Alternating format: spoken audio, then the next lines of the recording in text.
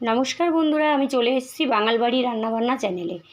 আজকে আমি একদম সম্পূর্ণ নতুন স্বাদের চিকেন রান্না করে আপনাদের সঙ্গে শেয়ার করব।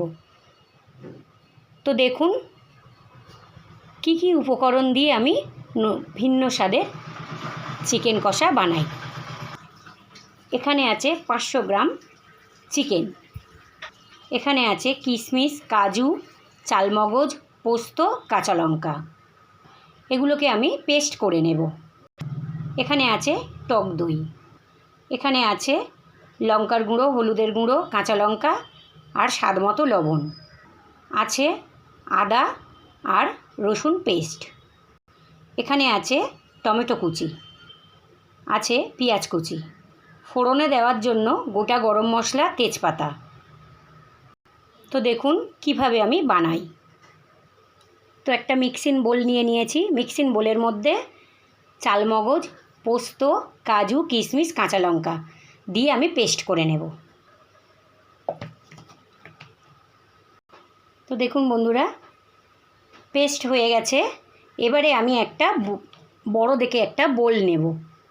দেখুন একটা বোল নিয়েছি, তার মধ্যে দিয়ে দেব মাংসগুলো।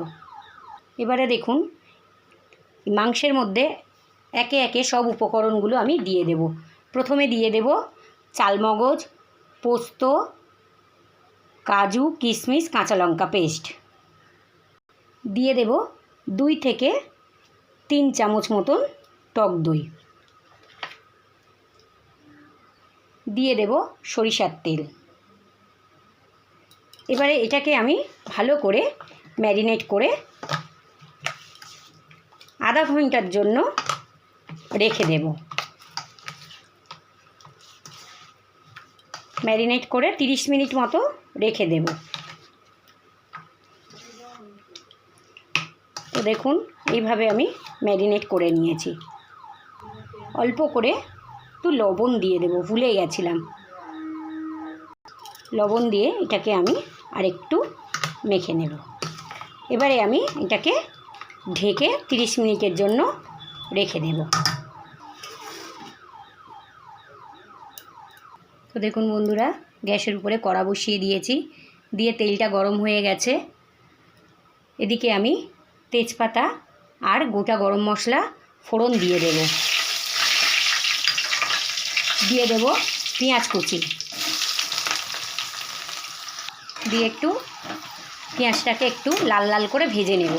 নিয়ে এর মধ্যে আদা রসুন পেস্ট দিয়ে দেব। দিয়ে দেব টমেটো কুচি, দিয়ে দেব আদা রসুন পেস্ট। আদা রসুন পেস্ট দিয়ে আমি একটু ভালো করে এটাকে কষিয়ে নেব। এবারে এর মধ্যে হলুদ গুঁড়ো, লঙ্কার গুঁড়ো আর লবণ দিয়ে দেব।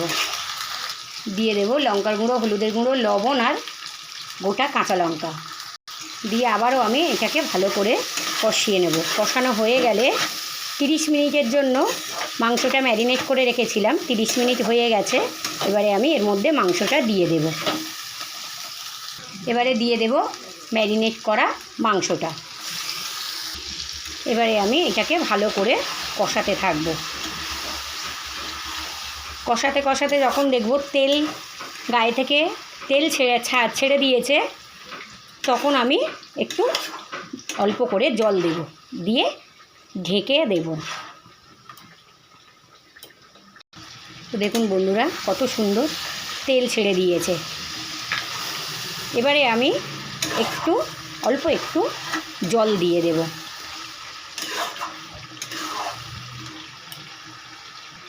দেখুন বন্ধুরা কি সুন্দর তেল ছেড়ে গেছে। এবারে আমি অল্প করে জল দেব। জল দিয়ে এটাকে একদম গ্যাসটাকে সিম করে দেব, দিয়ে ঢেকে আস্তে আস্তে মাংসটা হবে। তো দেখুন বন্ধুরা আমি ঢেকে দিলাম।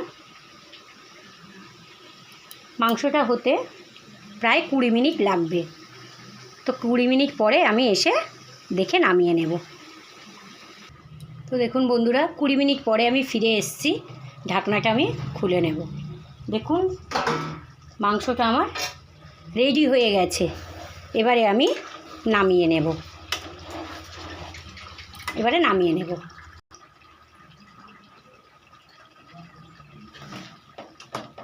এইভাবে আমি বানিয়ে নিলাম চিকেন কষা, কাজু, কিশমিশ, পোস্ত, চালমগজ দিয়ে।